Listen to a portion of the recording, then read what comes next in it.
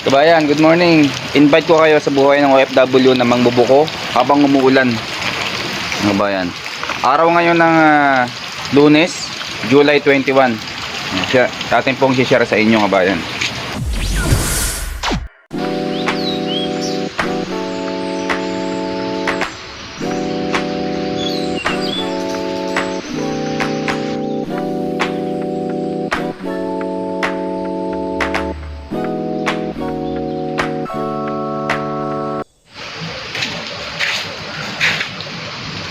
Kabayan, maulan.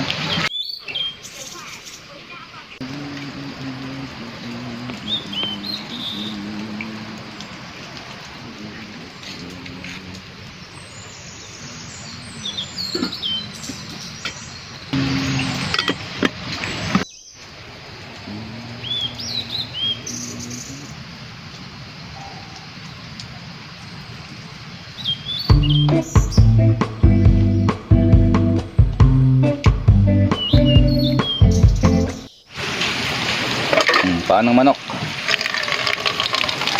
TL o Adidas sa Tagalog.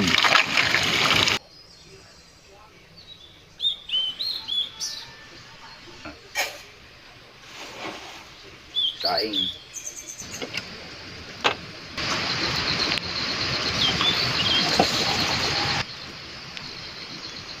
Masama ang panahon sa Taiwan, araw ng Lunes, July 21.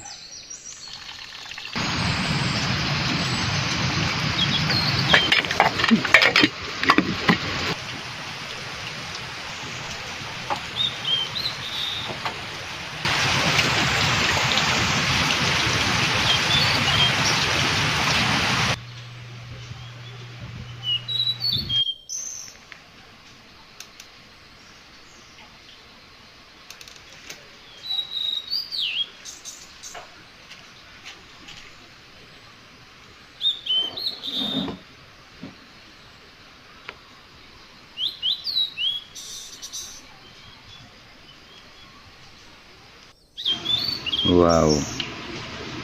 Ang tatak ay buko. Taiwan.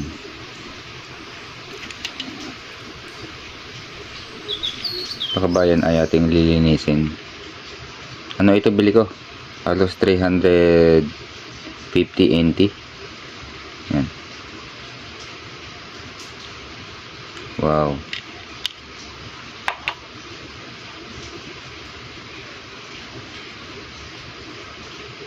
Franela.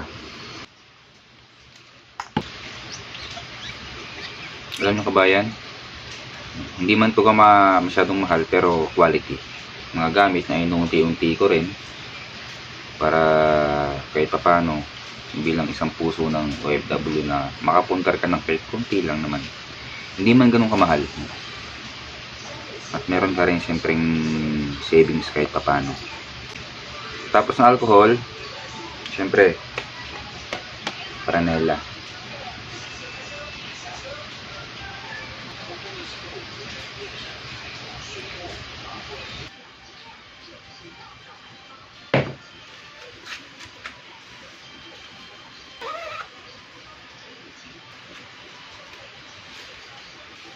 Wow. Nice.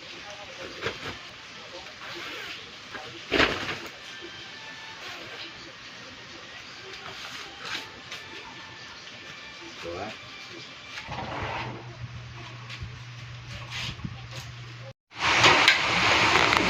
Nag-iipon ng mga tubig dahil malakas ang ulan, kabayan.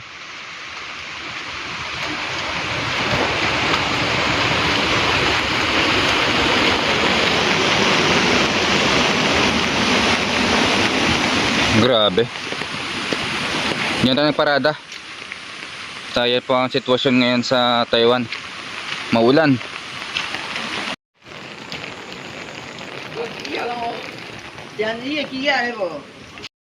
May binigay ang amo, kabayan. Galing dun sa kanyang farm. You know, wow. Tayo na, kabayan. Inayos natin yung kwarto. Yung mga gamit.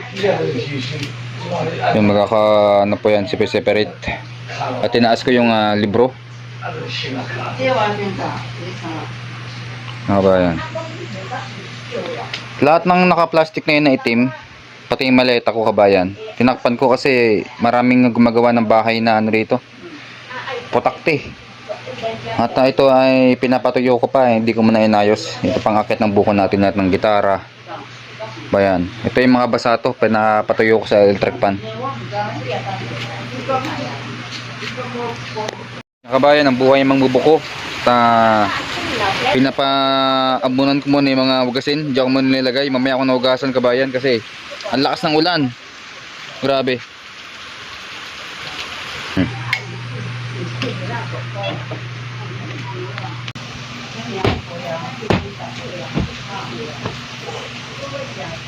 Alas 2 ng hapon, July 21, 2025 kabayan.